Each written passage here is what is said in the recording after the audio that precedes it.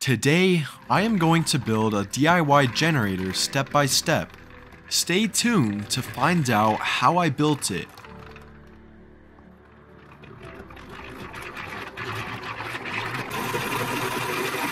I designed a file using the 3D printing software Onshape.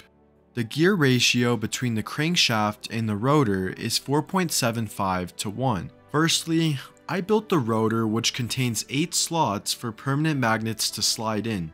I got these very strong neodymium permanent magnets, and I will use 2 of them for each of the 8 poles. And since they already come with pre-drilled holes, I will use small nuts and bolts to hold them into place. The neodymium magnets fit perfectly in the slots. All of the magnets have been secured onto the rotor with small nuts and bolts, not using any glue. The pattern of the permanent magnets on the rotor alternate in a north-south configuration. The casing of the generator is finished printing. I am excited to see how all of the pieces fit together later on. I designed the first spool, which will hold the coil for the generator. Now I have to print 7 more. Before I wind the coils, I wanted to make sure they all fit perfectly together. I could have designed the coils to all be printed together in one piece, but it would be very difficult to wind them. In order to wind each individual coil, I am using a handmade coil winding jig. I am using a spool of 26 gauge enameled magnet wire. I was able to wind 370 churns of wire on a single spool. The first coil is finished and the holes line up perfectly.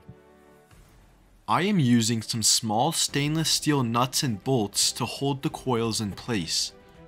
Finally, I was able to wind the rest of the coils. They're all installed permanently.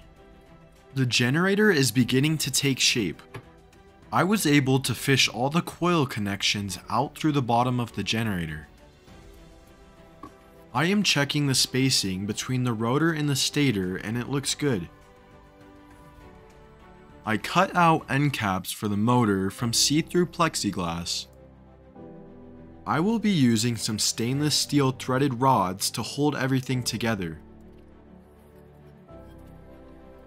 In order to generate electricity, I still need a hand crank and some gears, which I 3D printed. I made kind of a control box for all the connections to be connected together. Each individual coil is connected to a positive and negative independently from the rest of the coils. In a sense, each coil behaves like its own battery. They can be connected in parallel for higher current or series for higher voltage. The generator is finally finished, and I connected a separate LED to each individual coil to see if they are all connected correctly. The ratio, 4.75 to 1, is very noticeable in this clip. For a single rotation on the crankshaft, the rotor has to rotate almost 5 times per second. So far, we are able to lighten up 8 LEDs, showing that all the connections are connected correctly. The LEDs are flickering because they require direct current to operate, but we are using AC current, which means they are off for half the cycle. By using a rectifier, I am able to measure around 6+ volts DC per one individual coil. Since a cell phone requires a minimum of 5 volts DC to charge, we are able to charge it with 6 volts DC from a single coil.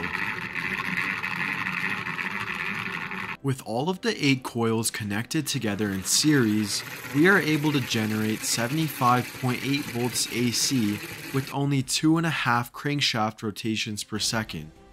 Here I have a 9.5 watt 110 volt LED light bulb. I was able to lighten up the light bulb with only 75 volts AC, and the frequency is around 100 Hz. 1 minute of charging some simple supercapacitors can allow these LEDs to run for a whole hour. In case of an event where the power is down, One can use the supercapacitors to charge a cell phone.